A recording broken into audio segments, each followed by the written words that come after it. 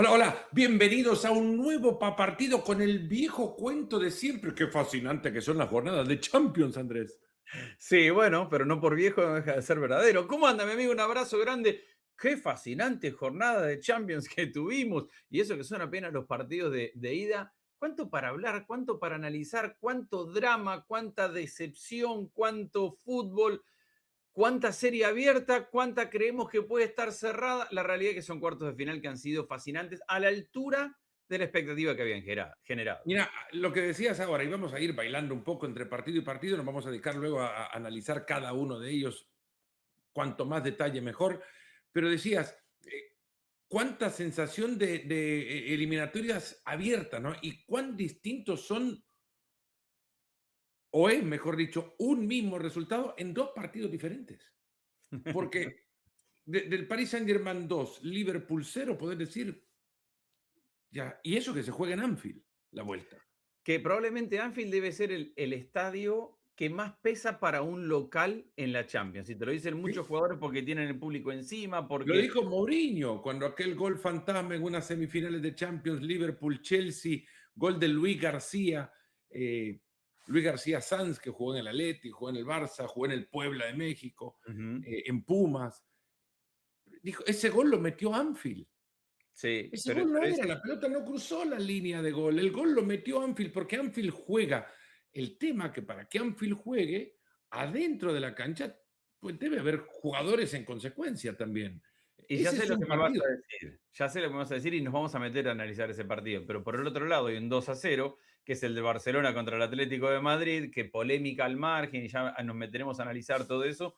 Creo que la sensación es que, yendo el Barcelona a jugar de visitante, tiene la serie más abierta que el Liverpool jugando en casa contra el Paris Saint-Germain. Después es fútbol, son Ujú. partidos, y eso ha quedado muy claro en esta semana porque hay una parte que tiene que ver con el análisis que hacemos siempre de posicionamiento, de táctica, de emociones, de momentos, de jugadores, individualidades, y después hay circunstancias de partido que te lo cambian absolutamente todo. Pero en la previa es lo que decís vos, Fer, a ver, mismo resultado, dos sensaciones completamente distintas para la vuelta. Sí, y lo mismo podríamos decir, ¿no? Decir, perdón, ventaja de un gol apenas, pero al Bayern Múnich y al Arsenal le toca defender esas ventajas y la relación que hay entre esas eliminatorias con una ventaja de un gol para defenderlas en casa también tiene algo diferente. Y uno siempre cae en esta historia y quisiera encontrar en este fascinante lenguaje de Cervantes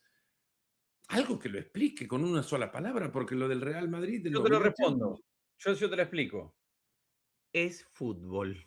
Y eso son siempre tres caemos palabras. Una palabra estaba buscando yo en el lenguaje de Cervantes. fútbol, eh, Una palabra. fútbol, Bueno, fútbol, fútbol, fútbol. fútbol que iguala a, o bueno, en este caso deja al Real Madrid con una desventaja de un gol apenas. Y luego, yo no sé si me dejo llevar por la sensación que ha construido desde el relato que el Real Madrid en el segundo tiempo fue un equipo competitivo y que puede y puede y puede. Si nos concentramos en el fútbol, el juego fue del Bayern, las jugadas las tuvo también el Real Madrid y así será. Bueno, así ha sido desde tiempos inmemoriales y así será, siempre y cuando el Real Madrid sea un equipo de jugadores, porque los jugadores del Real Madrid son tan buenos que te pueden cambiar un partido en jugadas. Y así el Madrid, desde la intensidad provocada por la tribuna, desde la intensidad provocada por la tribuna y una responsabilidad en el orden, de nuevo volvió a ser ese equipo donde sus jugadores lo pueden meter en los partidos. Hicieron ver aún, yo recuerdo haber escuchado en la previa quienes decían que Manuel Neuer, por su edad, por su corpulencia y la combinación de ambas, bajar un eh, armatroste, ¿no? Como es Manuel Neuer, a los 40 años a tratar de tapar pelotas abajo, no, tírenle abajo a Manuelito, decían. ¿Viste todo lo que Les tapó atacó abajo? todas. Es verdad que es un partido que hasta en un punto es hasta complejo de analizarlo, porque si hablamos estrictamente de lo colectivo, de la idea y de quién impone su idea, qué mérito del Bayern de Múnich. Hay que ir a jugar un partido de Champions al Bernabéu con la autoridad, con la libertad, con la la presión sobre el rival, sobre la capacidad de generarle situaciones, de atacar. Si el partido hubiera terminado con una goleada del Bayern de Múnich, estaría el mundo de pie diciendo, señores, este Bayern de Múnich es brillante, juega un fútbol sensacional. Y es verdad, y todo eso es verdad. También. Pero convive eso con que el partido al final de cuentas también es de situaciones. Y el Real Madrid no solamente que ha generado, así como el partido pudo haber terminado en una goleada para el Bayern de Múnich, el Real Madrid ha terminado con, si hubiera empatado hubiéramos dicho que está bien, no tanto por el trámite del dominio y de la idea, sino porque si uno compara las estadísticas puras y frías del partido, el Real Madrid ha generado tantas o más situaciones que... Mira, si alguien no vio el partido y yo le digo, 50-50 en posesión, 20-20 en remates, ya eso habla de una locura de partido, ¿no? Ujú. 40 remates. 9 remates entre los tres palos del Real Madrid, 6 del Bayern de Múnich. Goles esperados, 2.20 para el Madrid, 2.90 para el Bayern de Múnich. Pases realizados, 4.60, 4.90 y una precisión del 88-90%. Si alguien no vio el partido, dice, ¿qué partido más parejo? Lo No, merecía si el alguien te Madrid, escucha, ¿no? si alguien te escucha, parece que estás pidiendo, dando el teléfono para el delivery de unas papas Lay's. Solo No, números tiraste. bueno, Un número. pero son números que marcan ciertas cosas del partido. Después Sí, está pero hay una cosa de nuevo, cómo llega cada uno. Eso sí Ujú, creo que permite un análisis. Y el claramente. cómo llega a cada uno es una cuestión colectiva en el equipo de Company. Es una cuestión colectiva. El cómo llega cada uno en el Real Madrid pasa por rejuntes de individualidad.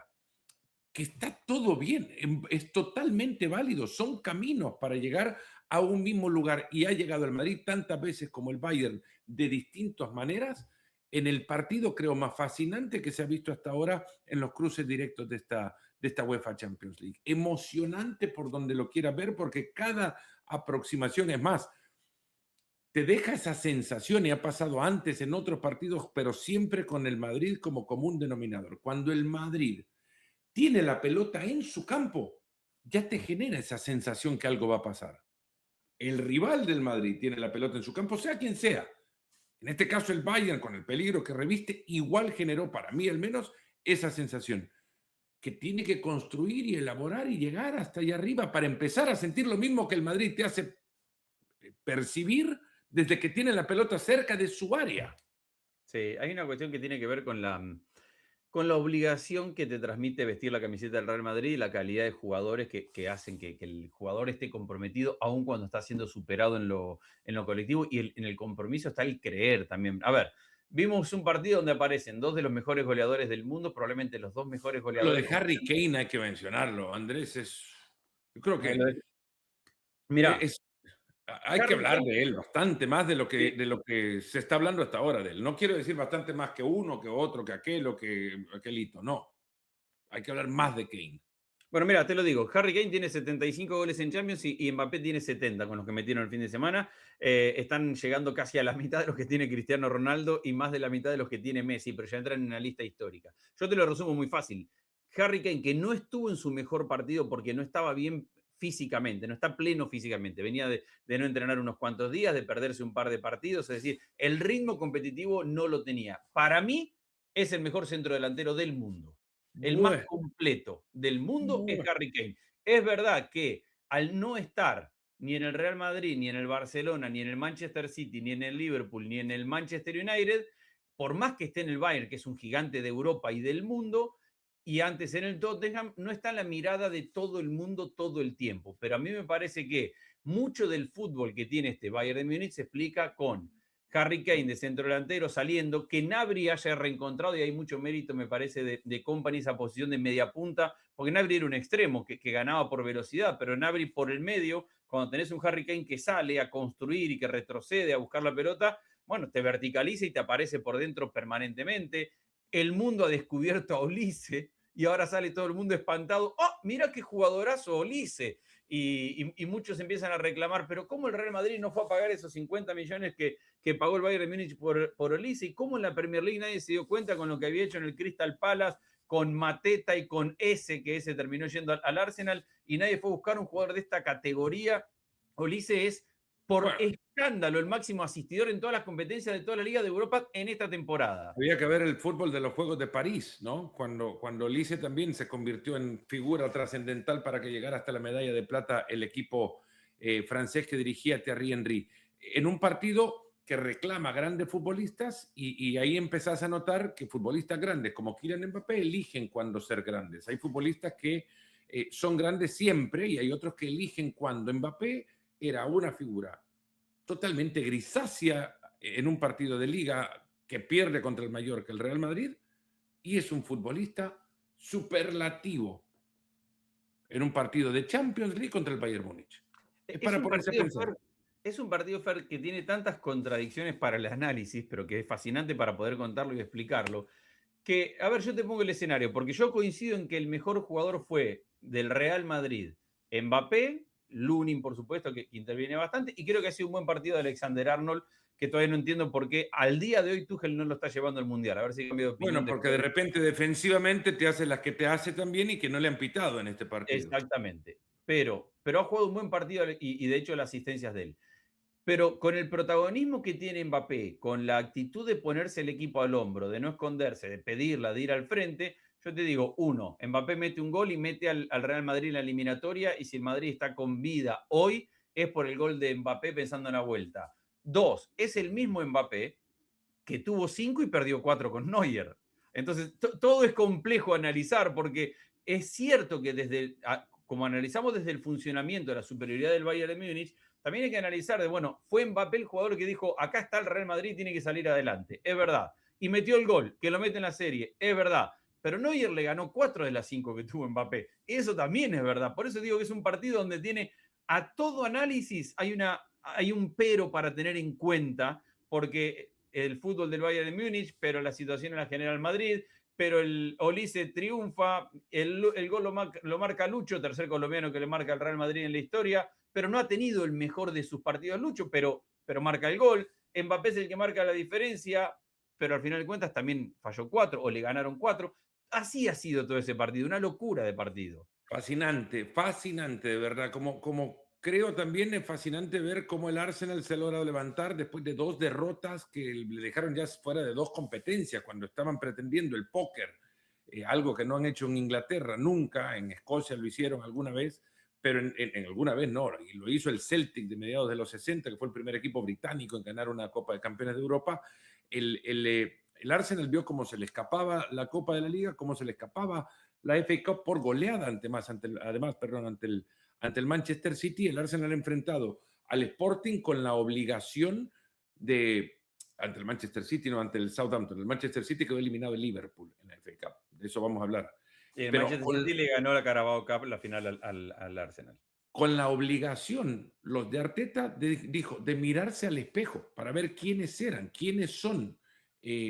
Sin Bukayo Saka, le cuesta muchísimo a Madueke entrar al partido, le cuesta muchísimo desbordar. Es más, los primeros 10 minutos del partido, después de una emocionante bienvenida a la cancha, que tuvo una versión maravillosa de a mi manera, la canción, no sé quién originalmente la canta, pero hay muchas versiones, desde Sinatra, no sé quién más la ha cantado, yo creo que es Sinatra, el del My Way. El tema que en toda la tribuna del José Albalade cantan la canción, pita el árbitro y siguen cantando. Fue maravilloso. Esa emotividad llevó a que Araujo, el uruguayo, el lateral uruguayo, reventara el travesaño cuando arrancaba el partido. Después se fue disipando el Sporting y fue asumiendo que enfrente tenía el cartel de un gran equipo que no actuaba como tal, que estaba esperándolo al Sporting. Es como, a ver, el Arsenal entra a la cancha pensando que son pares, el Sporting entra a la cancha pensando que están por abajo del Arsenal porque es el Arsenal líder de la Premier League y todo estaba en la cabeza. Me parecía, ¿no? Porque Gyökeres no actúa, Madueke, te repito, desbordó muy, muy poco. Ese costado sin Saka, que no estaba, le costó muchísimo ganárselo y le va a costar muchísimo ganárselo. La mitad de la cancha es Subimendi atrás y Subimendi adelante, porque Declan Rice ha quedado viviendo de la memoria de los goles contra el Madrid en el Bernabéu y a partir de entonces creo que se ha visto una versión cada vez menos protagónica de Declan Rice. Ayuda, claro que ayuda muchísimo, pero se ve menos protagónico. El partido lo va estirando el Arsenal, dándose cuenta que el rival tiene temor de ir arriba. ¿No? Le cuesta mucho encontrar, me cuesta mucho recordar alguna de Raya, que Raya tiene un torneo de Champions maravilloso hasta ahora, es una muralla de verdad, ha logrado levantar eso mismo, un muro, no tanto por las actuaciones defensivas, Saliba y Gabriel creo que son una pareja de centrales maravillosa, eh, que ofrecen solidez, evidentemente, y evitan que le llegue muchas veces a Raya, pero es un gran arquero, no lo vamos a negar. En esta ocasión no lo ha probado mucho el Sporting. Arriba, Gyökeres estaba en la cancha, sabíamos que estaba, pero no fue el delantero que necesitaba Arteta para generar diferencia. Y no sé si lo quería generar temprano tampoco. Por eso fueron estirando el partido y lo definen en la última jugada, minuto 91. Se van con esa renta sabiendo que ya estaban ganando con el 0-0. Raya de todas maneras tiene 5 atajadas y cuando lo necesitan es un arquero que está y aparte es bastante correcto con el pie sacando la pelota desde el fondo para iniciar las jugadas. Yo coincidiendo con lo que estás diciendo, creo que al Arsenal está sufriendo el cierre de temporada, que ha pasado de ser un equipo de muy buen fútbol a principio de año, de muy buen fútbol, admirable, a la par del Bayern de Múnich, convencido, seguro de sí mismo, con una profundidad de plantel fascinante, con la capacidad de superar lesiones o ausencias importantes, a un equipo que después se hizo fuerte mentalmente y empezó a ganar los partidos por pelota parada, de lo que decías recién, que lo pase por arriba el Manchester City y le gane una final, que pierda contra el Southampton porque en el propio temor o tensión o nerviosismo del cierre de temporada, Arteta prefiere poner a un equipo que no es el titular para jugar una instancia de FA Cup pensando en el partido de Champions, que va y lo juega de esta manera que vos decís, hasta temeroso en el control de la pelota, porque maneja la pelota y maneja los momentos del partido, pero no es capaz de asumir riesgos. Está muy lejos del fútbol que tenía en principio de temporada. Y al mismo tiempo en la Premier League le están diciendo, ojo, que tenés al Manchester City, que está a 9, pero tiene un partido menos, se puede poner a 6, todavía se tienen que jugar entre ustedes, se puede poner a 3, ojo que si te equivocás ahí también, hasta te puedes quedar con las manos vacías. Y yo creo que toda esta suma, las 2 derrotas que decía recién en Copas, ha hecho que el equipo, y lo transmite Arteta, sea una tensión total y absoluta. Entonces no fluye con el fútbol que tenía, no encuentra conexiones, no se divierte como se divertía a principio de temporada, entendiendo bien lo de diversión, porque acá hay mucha obligación y mucho compromiso. Creo que hay mucho temor de ser el Arsenal de toda la vida. Y que al final de cuentas ese Arsenal que ha tenido el mote de hace muchas cosas bien, pero cuando llega el final de la temporada se queda con las manos vacías, creo que es una sombra que los jugadores miran, el club mira para arriba y dice, si nos pasa de nuevo. Le está quedando ahora los 2 torneos que más tiempo han tardado en ganar. Tienen 22 años sin ganar la Premier, nunca han ganado la Champions. Uh -huh. Tiene muy buenas chances en ambos, claro, en ambos tiene muy buenas chances, pero nada está seguro porque la seguridad la ha perdido el Arsenal. Ha dejado de ser ese equipo que entraba confiado a la cancha y que hacía muchas cosas bien. Ahora parece que solo apuesta a la pelota parada. Muchas cosas bien hace el Paris Saint-Germain. Andrés, el PSG Qué tiene baile. una cosa también, que hay que decirla. Eh, hay suplementos vitamínicos con los que entra cada partido de Champions, que son los partidos pospuestos que la liga francesa le permite tener para poder llegar descansado a su compromiso europeo. Ya van 2 veces en la temporada que le permiten hacer esto, debe 2 partidos al calendario, en consecuencia va a llegar muchísimo más descansado al partido de vuelta cuando tengan que enfrentar a un Liverpool, del que ya hablábamos antes un poco, llega a Anfield solo, creo, esperanzado en, en el público y un arrojo quizás de orgullo de algunos futbolistas que necesitan mostrarlo. Pues la despedida de Mohamed Salah de Champions League será en Anfield, porque es difícil que este equipo pueda remontar, sobre todo ante el caudal ofensivo de un conjunto, el Paris Saint-Germain, que tuvo en Dembélé a una figura, de nuevo, muy alejada del Balón de Oro o de las virtudes que le llevaron a ganar el Balón de Oro, muy cercana a todas aquellas referencias que nos hacían pensar que Dembélé era una moneda de dos caras y que no sabía qué cara te iba a caer. Pues le cayó la cara con la que regularmente nos hace recordar sus malos pasos por el Barcelona, sobre todo porque en el Dortmund rara vez los tuvo, y aún así terminó estrellando una pelota en el poste al terminar casi el partido, lo que habría sido ya el 3-0. El dominio de este conjunto lo genera de todos lados. El partido lo relataba con Marito Kempes, que jugó una final de Copa del Mundo contra Holanda, que jugó en el 74 contra la Naranja Mecánica. Me decía, bueno, hay que guardar distancias, pero este equipo hace muchas cosas que hacían los holandeses de aquella época. Nuno Méndez te puede arrancar por la izquierda como terminar la jugada por el costado derecho. Se juntaron en algún momento los dos laterales en el área Sí. para terminar una jugada que no termina bien. No, un fútbol fantástico sostenido por una figura que me contaba un exjugador del Paris Saint-Germain, una figura que floreció a partir de la salida de de la máxima figura del club. Se fue Mbappé, se fue Neymar, se fue Messi, ¡pum! Salió la flor de Vitinha. Qué jugador de verdad. Sí, es verdad que todo gira alrededor de él y también es cierto, a ver, para aquellos que no siguieron Holanda del 74 y el 78, aquel equipo sorprendió por esa capacidad de que los jugadores aparecían por puestos que no le correspondían en la pizarra y esa era El la gran fútbol total era el fútbol moverse total. en la cancha para ocupar espacio, no para Espacio. ocupar una posición.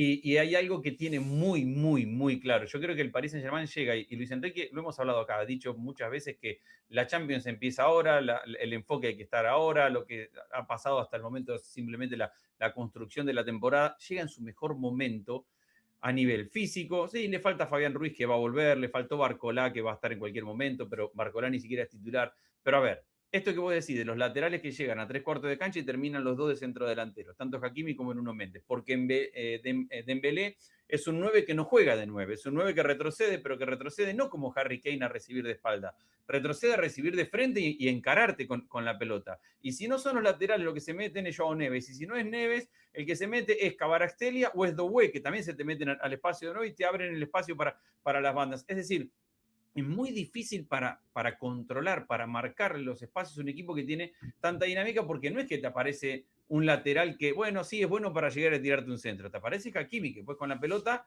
deja de ser lateral. Tiene Sí, características de Hakimi ha volante tenido, o delantero porque es muy bueno, lo mismo que Nuno es el, Méndez. es el primer defensor en la historia de la Champions League en tener más de 5 asistencias en temporadas consecutivas. Y para mí, en estos cuartos de final, la mejor versión de fútbol la tuvo el Paris Saint-Germain. Difícil no ponerlo como el mejor equipo de Europa a día de hoy. La vuelta es en Anfield, puede jugar Salah, claro que puede jugar Salah, lo dejó colgado totalmente, entró en calor en el entretiempo y no lo puso Arne Slot.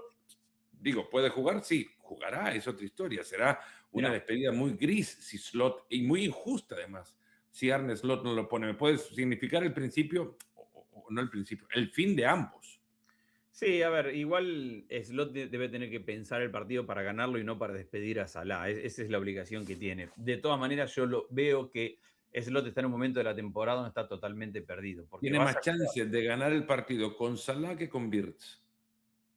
probablemente sí, probablemente lo que sí está claro es que no tiene chance de ganar el partido con una línea de tres centrales que inventó el otro día para jugar en el Parque de los Príncipes, con Gómez jugando de central por izquierda, un puesto que básicamente no le habíamos visto jugar.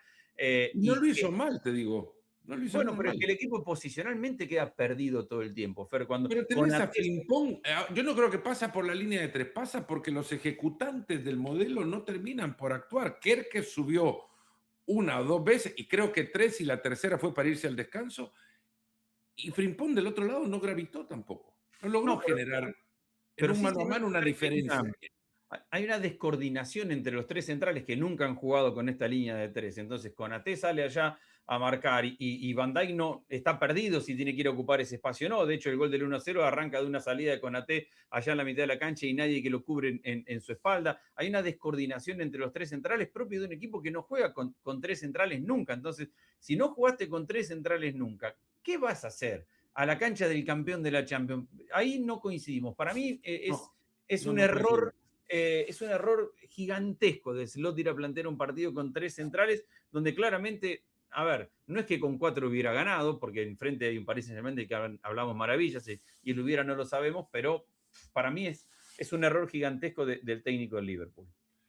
En Barcelona, Camp Nou, quizás viendo su último partido europeo, enfrentó al Atlético de Madrid, se habían cruzado en la liga, ninguno de los partidos que hasta ahora en los que se han visto, que han sido 5, han sido uno igual al anterior o uno igual a los otros 4. El caso este fue exacto y lo mismo creo que, de nuevo, lo que uno puede unir como punto en común es la intensidad con la que cada uno juega. Parejo hasta que llegó la jugada que partió el compromiso y me parece tanto como a Araujo en algún momento se le cuestionó por la falta que cometió contra el Paris Saint-Germain 3 temporadas atrás y se habló muchísimo de él, también tendría que hablarse de Cubarsí, por muy bien que ande el chico, por muy chico que sea, la acción, me parece, la pudo haber resuelto de otra manera en la que terminó él obligando al árbitro a tomar una decisión.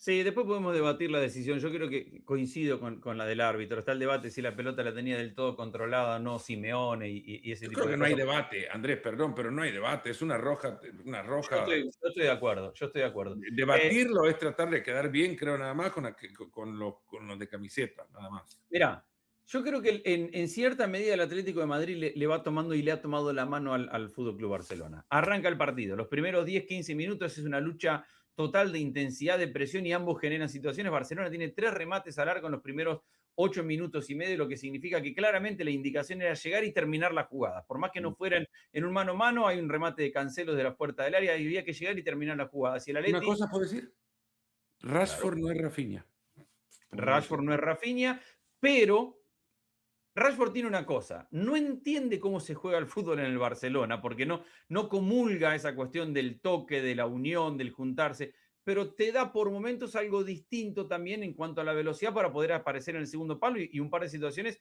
era con Rashford o tiene ese remate entrando hacia el medio de derecha para poder rematar. Pues, otra cosa también para no caerle a Rashford, porque es muy fácil decir, y no te lo estoy tirando a vos en cara, nada más, es muy fácil de pensar o inferir que no lo conoce, porque Rashford viene de otros modelos de juego alejados al Barcelona.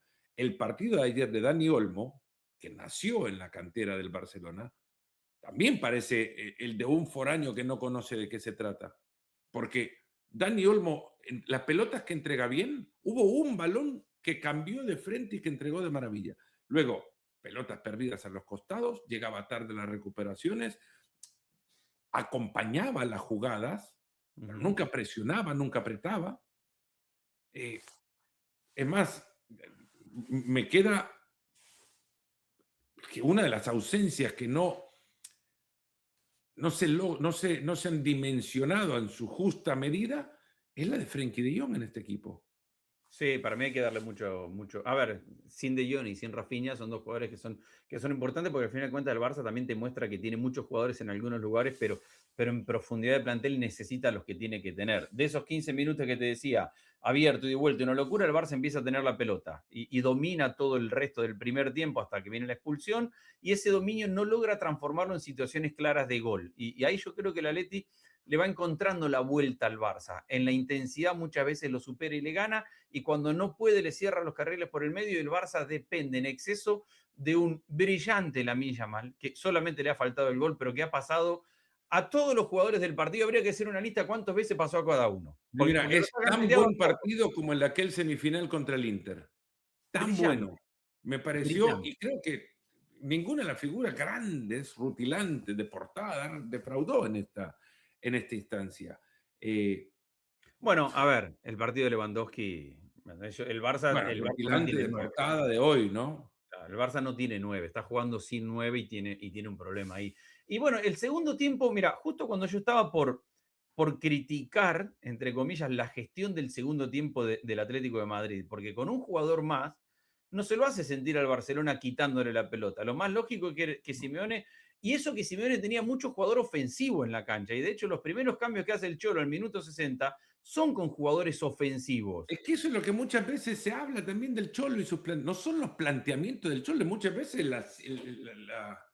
no sé si hasta psicosis de los futbolistas, que cuando entran a la cancha a defender un resultado se tiran todos para atrás, entendiendo que defender el resultado también se puede hacer llevando el campo, llevando la pelota hacia arriba, con un jugador más. El segundo tiempo, para decirlo así claro y pelado, el segundo tiempo, no sabías a quién le habían expulsado el futbolista. Exactamente. Y eso que repito, mira, estaba mirando, más allá del cambio del primer tiempo de Pubil por Janko que sale lesionado, al minuto 60 mete a Baena, que es un mediapunta, enganche, Sí, jugador de posesión creativo, y a Sorlot y lo saca a Lugman, delantero que estaba jugando de extremo por banda izquierda, y a Coque. Es decir, saca a su volante de contención. Los cambios son ofensivos. Pero es verdad lo que decís, el dominio de la pelota era del Barça. El Atlético de Madrid no le podía hacer sentir que tenía un jugador más, no entendió la Leti, no supo agarrar la pelota y encontrar al jugador que siempre iba a haber un jugador libre y no supo dársela ni encontrar ese jugador libre. Y cuando el Barça estaba más cerca de encontrar la posibilidad del empate por este dominio total que tenía, aparece una jugada donde le ganan a la espalda a Koundé, donde le ganan adelante a Gerard Martín y solo mete el 2-0 en un momento donde el Barça lo tenía absolutamente todo, menos la claridad para claro. superar esa defensa del Atlético de Madrid y una dependencia absoluto de un mega crack como Lamine Yamal. Hay un punto también, la jugada a los minutos 7, la segunda parte, cuando después se ha exagerado, se ha sobreanalizado esto y creo que queda clarísimo, era una acción en la que el árbitro se equivocó. Juan Musso para la Sí, pelota, sí. toca el balón sobre el costado, en una acción clara de reanudación de jugada, Pubil la toma con la mano para colocarla de nuevo. Y la explicación es después, no, es que nosotros siempre salimos con los centrales, ¿Y? nunca saca Muso. Hay que ¿Y? decirle entonces, si nunca sacan con el arquero, que el arquero cuando quiera pasársela, quien va a sacar la pelota se la pase con la mano, que no la entregue con el pie, que es la acción de reanudación de juego. Era penal y no lo han pitado.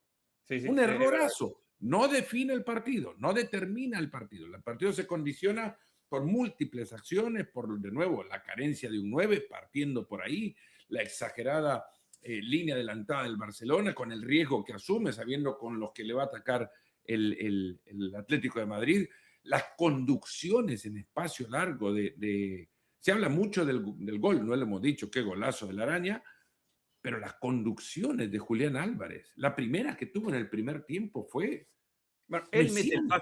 él mete el pase de la expulsión Él, de mete Cubarsí él también. conduce en Él diagonal una conduce. pelota que arrastra desde su cancha.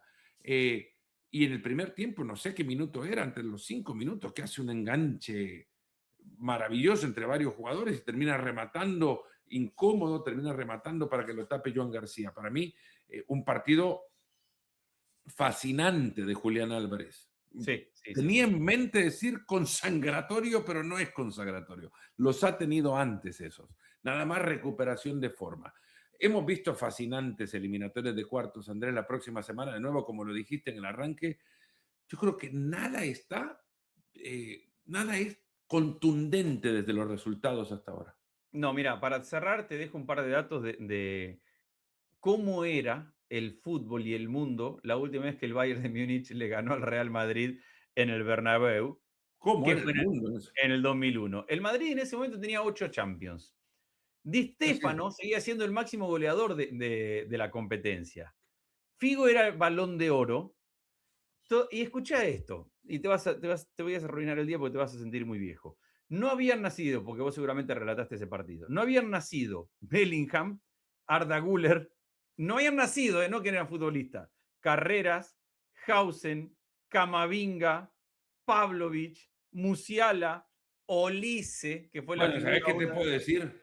Decirle a todos esos que no habían nacido, a Vela, que se perdieron un montón de cosas buenísimas antes. Francia era campeón del mundo y de la Euro. Bueno, todo eso pasaba la última vez que el Bayern de Múnich le había ganado al Real Madrid en el Bernabéu. Sí, sí. Después todo lo demás tiene menos relevancia, pero esas cosas son las que pasaron en aquel entonces. Andrés, fantástico. Será hasta la Venga ese próxima abrazo. semana. Venga ese abrazo, mi amigo. Hasta la próxima semana.